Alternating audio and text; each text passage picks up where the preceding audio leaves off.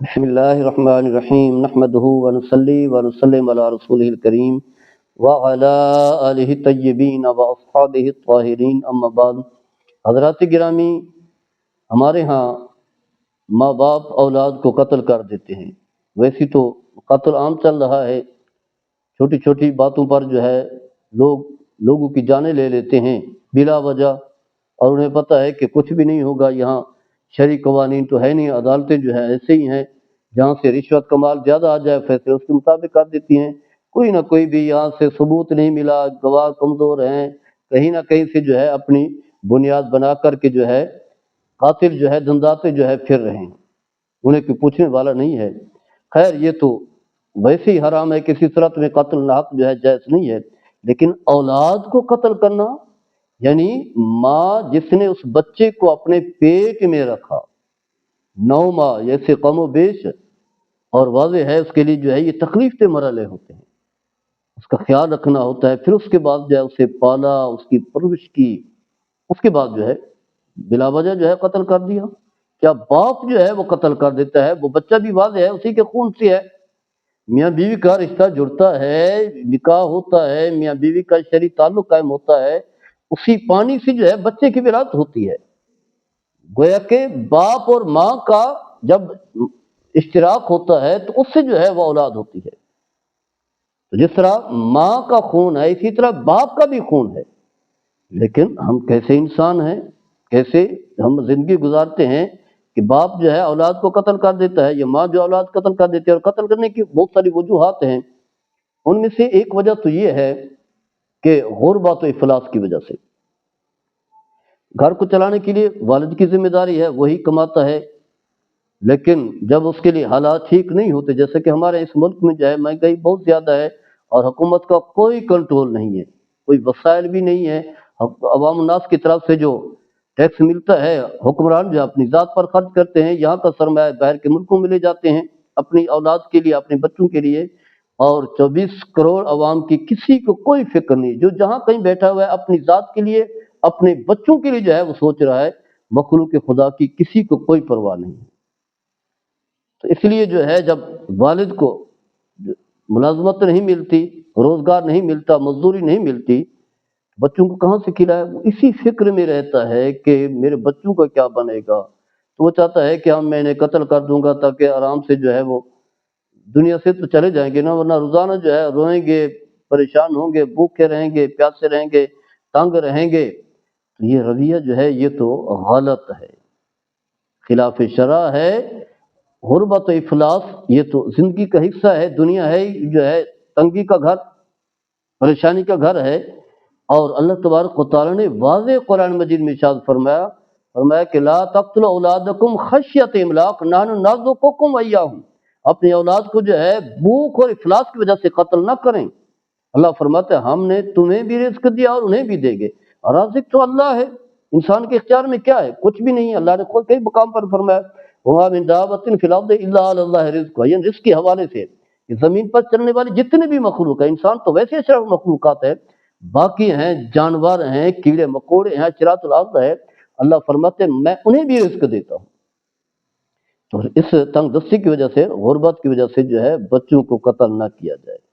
کوشش کریں، اپنے وسائل تلاش کریں، محنت کریں، مزدوری کریں، جو بھی حلال طریقے ہیں اس کے مطابق جو ہے بچوں کو کھلائیں۔ اور ویسے ہی بہت سارے فلاحی ادارے بھی ہیں جو بچوں کو کھلاتے ہیں، پلاتے ہیں، پہناتے ہیں، تعلیم بھی دیتے ہیں، جیسے دینی ادارے ہیں، دینی ادارے میں آپ اپنے بچوں کو چھوڑ کر کے جائیں، وہ تعلیم بھی دیں گے، 3 وقت کا کھانا بھی دیں گے، رہائش بھی دیں گے، کپڑے بھی دیں گے، دوائیاں بھی دیں گے، اور بہترین تعلیم بھی دیں گے۔ ایک وقت آئے گا بہترین عالم دین ہوں گے، حافظ، قاری، عالم۔ تو مدارس میں چھوڑ کر کے جائیں، یا پھر اسی طرح یتیم خانے ہیں، بہت سارے فلاحی ادارے ہیں جہاں بچوں کو جو ہے رکھا جاتا ہے، تو وہاں چھوڑ کر کے قتل نہ کریں۔ قتل جو ہے بڑا سختی سے منع کیا گیا ہے، جان بوجھ کر ناحق طریقے سے کسی ایک کو جو قتل کرنا، فرمایا من قتل نفسا بغیر نفس فکانما قتل الناس جميعا، کسی ایک جان کو لینا، یعنی اولاد تو ویسے ہی آپ کے جسم کا ٹکڑا ہے، آپ کا خون ہے، آپ اس سے محبت کرتے ہیں، یہ اللہ نے فطرت میں رکھا ہے۔ کسی ایک کو ناحق طریقے سے قتل کرنا، فرمایا ایسی ہے گویا کہ پوری نوع انسانی کو جو ہے قتل کرنا۔ ایک وجہ تو یہ ہے غربت کی وجہ سے آپ اس بارے میں فکر مند نہ رہیں، وسائل کو تلاش کریں یا پھر جو ہے جو ادارے ہیں انہیں دیکھیں۔ دوسری وجہ یہ ہوتی ہے کہ جب بیٹیاں پیدا ہوتی ہیں تو عام طور پر ہمارے معاشرے میں وہی زمانے جاہلیت والے طور طریقے ہیں، بیٹیاں پیدا ہوں گی تو یہ بیٹیاں کیوں ہیں، بیٹا کیوں نہیں ہوا، انہیں قتل کر دیا جاتا ہے، باپ قتل کر دیتا ہے لوگوں کی باتیں سن کر کے، جیسا کہ اللہ تعالیٰ نے قرآن مجید میں زمانہ جاہلیت کے طور طریقے بتایا، فرمایا اذا بشر احدهم بالانثى ظل وجهه مسودا وهو قديم يتوارى من القوم من سوء ما بشر به، یعنی یہی سہما پھرتا تھا، اپنے آپ کو چھپا کے رکھتا، لوگ کیا کہیں گے، بیٹی پیدا ہوئی تو وہ قتل کر دیتا تھا، زندہ در گور دفنا دیا جاتا تھا۔ تو ایک وجہ یہ بھی ہے، بیٹیوں کو عام طور پر جو ہے قتل کر دیا جاتا ہے، بیٹوں کو جو ہے زندہ رکھا جاتا ہے، تو لہذا یہ بھی غلط ہے۔ یہ بیٹے دینا بیٹیاں دینا یہ اللہ کا نظام ہے، وہی قادر ہے، وہی خالق ہے، اس میں انسان کا کوئی عمل دخل نہیں ہے۔ اللہ نے اس چیز کو بھی واضح کیا ہے، فرمایا یہب لمن یشاء اناثا ویہب لمن یشاء ذکورا او یزوجہم ذکرانا واناثا ویجعل من یشاء عقیما۔ اللہ جسے چاہے بیٹیاں دے، پہلے بیٹیوں کا ذکر کیا، پھر فرمایا بیٹے دے، اور جسے چاہے دونوں دے، جسے چاہے کچھ بھی نہ دے۔ اللہ نے آپ کو بیٹیاں دیے، کچھ بھی نہ دیتا، وہ بھی اس بات پر قادر ہے۔ بہت سارے لوگ ہیں جن کی اولاد ہی نہیں ہے، اگر اللہ نے آپ کو بیٹیاں دیا ہے تو ان کی اچھے طریقے سے تربیت کریں، اور تربیت جب کریں گے تو اس کی اتنی برکات ہیں کہ نبی کریم صلی اللہ علیہ وسلم نے فرمایا اس آدمی اور دوزخ کے درمیان وہ بچیاں جو ہے وہ آڑ بن جاتی ہیں، فرمایا وہ جنت میں لے کر کے جائیں گی۔ بہت ساری حدیثیں ہیں، تو ان کی تربیت کریں۔ زمانہ جہالت میں بھی یہی طریقہ ہوتا ہے، تو ایک وجہ یہ بھی ہے۔ تیسری وجہ یہ ہے کہ جب پہلی بیوی فوت ہو جائے، اسی سے اولاد ہو، اور مرد جو ہے دوسری شادی کر لے، تو دوسری بیوی آتی ہے، اس کے اپنے نخرے ہیں،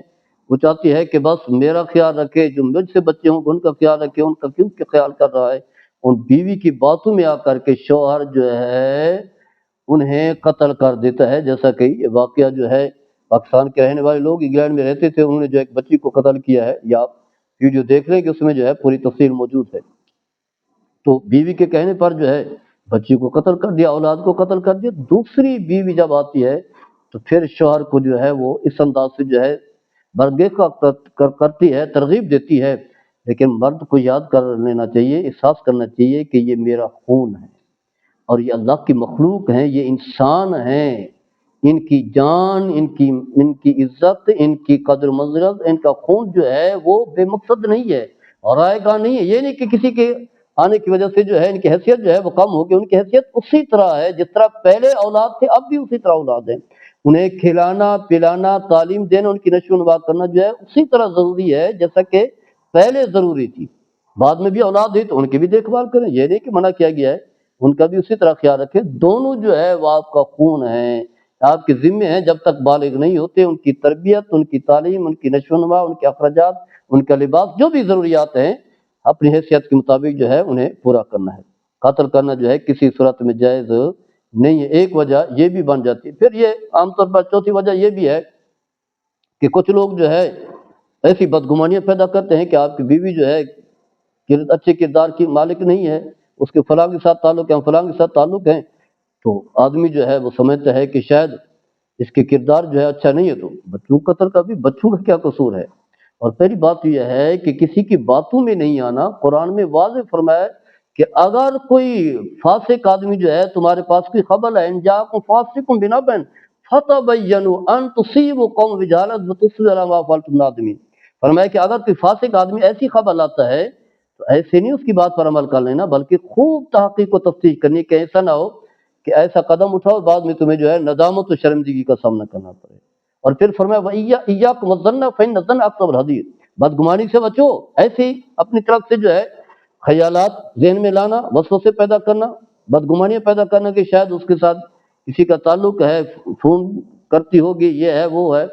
اور پھر اولاد کو قتل کر دینا، یہ میری اولاد نے اس کی طرف سے، یہ غلط ہے۔ یہ بات یاد رکھیں، جب کسی آدمی کی شادی ہوتی ہے تو اس سے جو اولاد اسی کی طرف ہوتی ہے۔ نبی کریم صلی اللہ علیہ وسلم نے فرمایا الوالد الفراش، فرمایا جو صاحب فراش یعنی جس کا نکاح ہوا ہے صحیح طریقے سے، اولاد اسی کے لیے ہے، زانی کے لیے فرمایا پتھر ہے۔